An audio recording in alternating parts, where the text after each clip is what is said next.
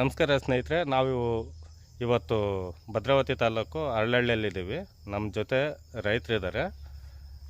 ಇವ್ರ ಹತ್ರ ನಾವು ಕೇಳ್ತಾ ಹೋಗೋಣ. ಸರ್ ನಮಸ್ಕಾರ. ನಮಸ್ತೆ, ನನ್ನ ಹೆಸರು ನಾಗರಾಜ್ ಅಂತೇಳಿ. ಯಾವ್ದು ಸರ್? ನಮ್ಮದು ಅರಳಹಳ್ಳಿ. ಹಾಂ ಸರ್.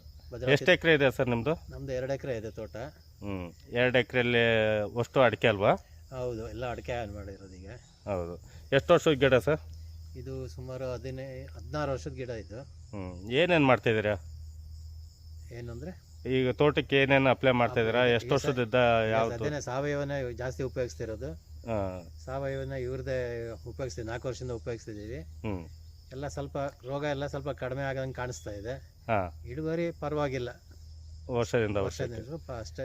ಈಗ ಮುಂಚೆ ನಿಮ್ಮ ತೋಟದಲ್ಲಿ ಇಳುವರಿ ಎಷ್ಟಿತ್ತು, ಇವಾಗ ಯಾವ ಥರ ಇದೆ? ಆಮೇಲೆ ನಿಮ್ಮ ಈಗ ಜಾಸ್ತಿ ಆಗಿದೆ, ಸ್ವಲ್ಪ ತೊಂದರೆ ಇಲ್ಲ, ಚೆನ್ನಾಗಿದೆ ಅನ್ಸುತ್ತೆ. ಗಿಡಗಳೆಲ್ಲ ಹೆಂಗಿದೆ ಸರ್? ಗಿಡಗಳೆಲ್ಲ ಚೆನ್ನಾಗಿದೆ ಸರ್. ಇದು ನಿಮ್ಮಲ್ಲಿ ಹಣ್ಣು ಹೊಡ್ಕ ಹಳ್ಳುದ್ರದು ಈ ಥರ ಸಿಂಪ್ಟಮ್ಸ್ ಏನಾದರೂ? ಎಲ್ಲ ಅಷ್ಟು ಜಾಸ್ತಿ ಕಾಣ್ತಾ ಇಲ್ಲ ಇದ್ರಿ, ಮೊದಲಿನಂಗೆ ಕಾಣ್ತಾ ಇಲ್ಲ. ಈಗ ಎಲ್ಲ ಕಮ್ಮಿ ಆಗಿದೆ ಇದು ಉಪಯೋಗಿಸಿದ್ಮೇಲೆ. ಇದಕ್ಕೂ ಮುಂಚೆ ಏನು ಉಪಯೋಗಿಸ್ತಿದ್ರಿ ಸರ್ ನೀವು? ಇದಕ್ಕೂ ಮೊದಲು ದನಿನ ಗೊಬ್ಬರ ಹಾಕ್ತಿದ್ವಿ, ಮತ್ತೆ ಸೀಮೆ ಗೊಬ್ಬರ ಸ್ವಲ್ಪ ಇದಾಗ್ತದೆ, 16-20 ಇಲ್ಲ DAP ಏನೋ ಹಾಕ್ತಿದ್ದೆ ಅಷ್ಟೇ, ಬೇರೆ ಏನೋ ಆಗ್ತಿರ್ಲಿಲ್ಲ. ಇವಾಗ ಸಂಪೂರ್ಣ ಸಾವಯವದಲ್ಲೇ ಮಾಡ್ತಾ ಇದ್ದೀರಾ? ಹೌದೌದು. ಈಗ 4 ವರ್ಷದಿಂದ. ಹೌದು. ಈಗ ಹಿಂಗಾರುಗಳೆಲ್ಲ ಎಷ್ಟೆಷ್ಟು ಓಪನ್ ಆಗಿದ್ದಾವೆ ಸರ್? ಒಂದ್ಸಲ ಹಿಂಗೆ ನೋಡೋಣ. ಸ್ನೇಹಿತರೆ ತೋರಿಸ್ತೀನಿ ನಿಮಗೆ, ನೋಡ್ಬೋದು.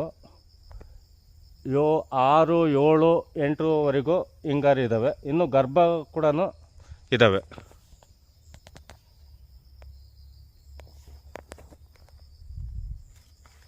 ಈ ಥರ ಇದೆ, ಗಿಡಗಳೆಲ್ಲ ಹೆಲ್ದಿ ಆಗಿದೆ.